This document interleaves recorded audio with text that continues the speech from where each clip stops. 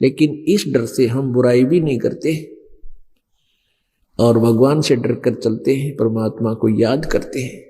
ये सबसे बड़ा फार्मूला बताया परमात्मा ने कि जब तक हम इस मृत्यु से नहीं डरेंगे तो हम भगवान की भक्ति भी नहीं कर सकते और ना ही बुराई छोड़ सकते। जो 2 नंबर का काम करते हैं, किसी से रिश्वत लेते हैं, किसी को लूटते हैं, ठगते हैं या और कुछ करते हैं, तो ये हम बीड़ी शराब मांस तंबाकू का प्रयोग करते हैं और चोरी जारी करते हैं, ये हम तब तक नहीं छोड़ सकते जब तक हमें ये याद नहीं होगा कि मृत्यु ना जाने कब हो जाए। हम एस्टीमेट अंदाजा सा लगा रहे हैं, अप्रोक्सीमेशन कर रहे हैं कि शायद 80-90 वर्ष 100 वर्ष तक तो जीवित रहा करें। पहले तो 70 साल पाछे जो शरीर जीवन जोगा रहे को ना, कोई एकादा भगवान को अच्छी कोई ठीक संस्कार से हो वो बेशक बचा रहे, और उसके बाद जितना भी समय है आपकी दुर्गति का है, चाहे जीवन 100 वर्ष भी रह जियो। तो कहने का भाव ये है कि हमने इतना लंबा एस्टीमेट अप्रोक्सीमेशन नहीं करना चाहिए, चलन की तैयारी करें। उसके लिए हमने भगवान की भक्ति जो भी क्रिया बता रखी है दिन रात करें अपनी। साथी हमारे चले गए हम भी चालन हारे, कोई कागज में बाकी रह रही तात लगी है वार। फिर क्या बताते हैं, बेटा जाया खुशी हुई भाई बहुत बजाए थाल, ये तो आना जाना लगा हुआ है जो कीड़ी का नाले। परमात्मा कहते हैं कि जैसे पुत्र होता है तो राजा लोग तो बैंड बाजे बजा के खुशी प्रकट किया करते, पूरे शहर में गाने गुणे गा के मिठाई बांटा करते। गरीब आदमी ने वही रीस कर ली, पुत्र होने के उपलक्ष्य में थाली पीटा करें, थाली पर टन टन। तो आसपास के व्यक्तियों को पता लग जाता है कि उनकी पुत्र वधू का बालक होने वाला था, बच्चा होने वाला था, थाली बजी है तो पुत्र हो गया। और फिर वो गुड़ बांटा करते, एक डली सब न देते आसपास के। तो परमात्मा कहते हैं इस काल के लोक में तुम क्या पे खुशी मनाते हो, बेटा जाया खुशी हुई और खूब बजाए थाल, ये तो आना जाना लगा हुआ जो कीड़ी का नाल। बेटा हो गया, युवा हुआ, शादी की तैयारी हुई, विवाह के लिए बारात जा रही थी, रास्ते में एक्सीडेंट हो गया और पहले दिन शाम ने नाचे थे, गाँव थे, डीजे ले रहे थे, पंगा पा रहे थे, निराज उद्मस्तार रखा था।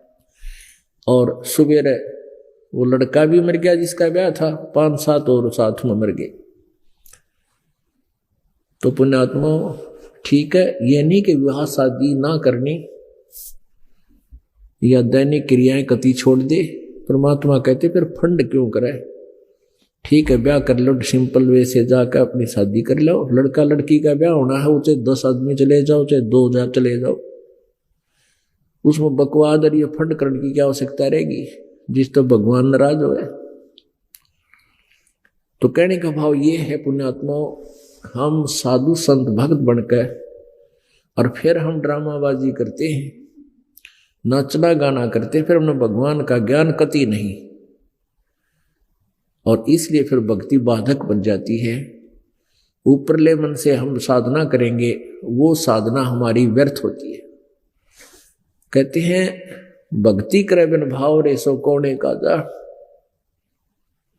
बिना भाव के बिना श्रद्धा से यदि भक्ति हम करते हैं वो व्यर्थ है।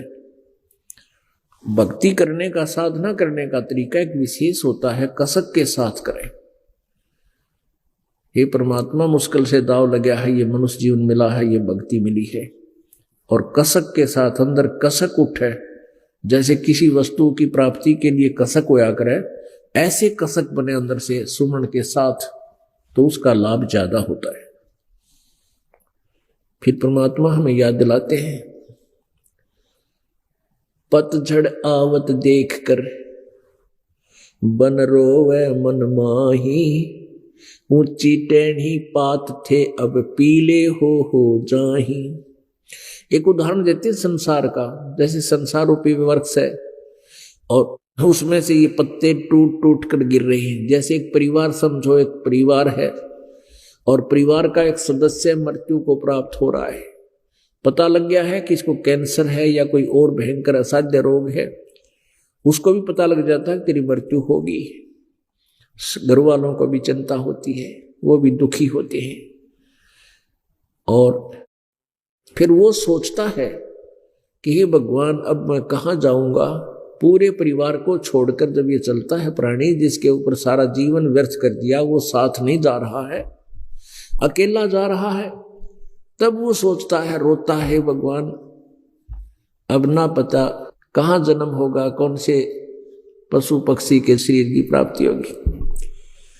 तो क्या बताते हैं, तो अन्य जो वहां आने वाले, उसको मिलने वाले सांत्वना दिया करते हैं।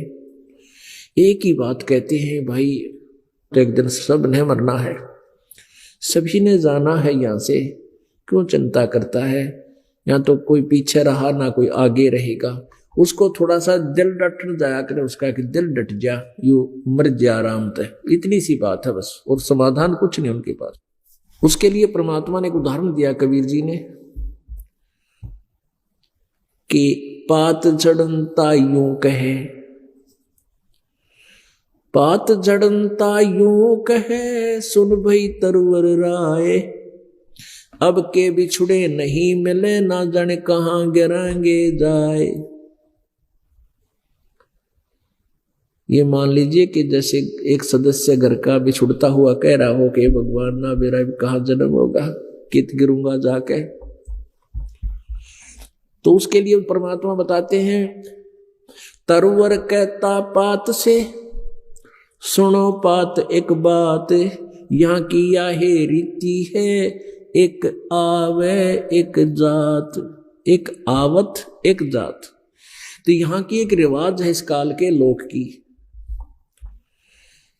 जन्म और मृत्यु सदा बनी रहेगी। यहाँ की यह रीति है, यहाँ का यह एक हार्ड एंड फास्ट नियम है, रूल है कि जन्म और मृत्यु बनी रहेगी। एक आता है, दूसरा जा रहा है। इसके समाधान के लिए परमात्मा ने हमें बताया है, साहेब से चतला ले रे मन गर्भ गुमानी। साहेब से चतला, साहेब मन परमात्मा, साहेब से चतला ले रे मन गर्भ गुमानी। नाभि कमल में नीर जमा, तेरा दीन्या मैल बनाए, नैन नाक मुख द्वारा देही नक्सक साज बनाया। दांत नहीं जब दूध दिया था, अमी महारस खाए, बाहर आया भरम बुलाया, बाजे तूर सुनाए। तू ही तो छोड़ देगी, अब चला अधम किस राहे। फिर क्या बताते हैं, भाई 12 वर्ष खेलते बीते, फिर लीना ब्याह कराए, तरुणी नारी से घर बारी, चाल्या मूल गवाए।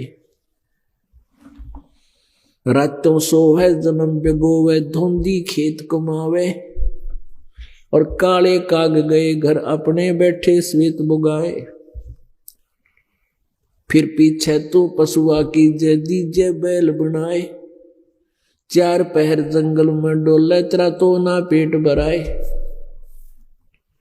सिर पे सींग दिए मन बोर, एक दूमत मच्छर उड़ावे, और कांधे जुआ जोते कुआ, फिर जो का बुस खावे। फिर पीछे तू खर कीजेगा, कुर्डी चुगने जावे, टूटी कमर पजावे, चढ़ेतरा कागा मांस गिलावे। भाई सुखदेव ने 84 भुगती, कहाँ रंग कहाँ राय, ऐसी माया काल बली की, नारद मुनि बरमाए। अब क्या बताया इसके अंदर, पुण्यात्मा बहुत गहराई से सोचना इसमें क्या कहना चाहा परमात्मा ने। जब ये प्राणी मां के गर्भ में होता है, इसका ऊपर न पैर नीचे न सिर होते हैं, और ये इसको ऐसी पीड़ाएं होती हैं अंदर जैसे कोई मच्छर काट रहे हो, और फिर ये ऐसे मचलता है, ऐसे मचलता है, और मचले अगर वो घूमे नहीं तो मां को पीड़ा होती है। उसकी जान न हो जाए, जब बालक गुम हो जाए ना, बच्चा गुम हो गया, घूम नहीं रहा है, तो मां को ऐसी परेशानियां पैदा हो जाती है। और वो घूमता क्यों है? क्योंकि उसको पीड़ा होती है। पीड़ा होने से जैसे मच्छर काट जाता है, तो उस मच्छर के स्थान पर हाथ पैर मारकर ही हम हाथ से खुरच के शांत करते हैं उस दर्द को, पीड़ा को जो थोड़ी सी। ऐसे ही वो उसके मच्छर से लड़ते हैं अंदर शरीर में, इतना परेशान रहता है। फिर ऐसे घूमता है तो मां के अंदर पेट के साथ उसकी घर्षण होती है, जिससे उसको कुछ राहत मिलती है। अब वो कोई शौक में नहीं घूमता, और कोई बैरिंग नीला रखे उसके वापा घूमा है, या कोई बिजली नहीं फिट कर रखी, विवश है वो घूमने के लिए, और ना घूमा तो मां को समस्या। तो पुण्यात्मा तब ये क्या कहता है परमात्मा, मुझे इस नरक से निकाल दो। हे प्रभु, मैं कभी नहीं भूलूंगा आपको, सारा जीवन आपको याद करूंगा। अपने दैनिक कार्य को करते करते भी परमात्मा तुझे नहीं भूलूंगा, क्योंकि मां के गर्भ में इसको सब बातें याद रहती है।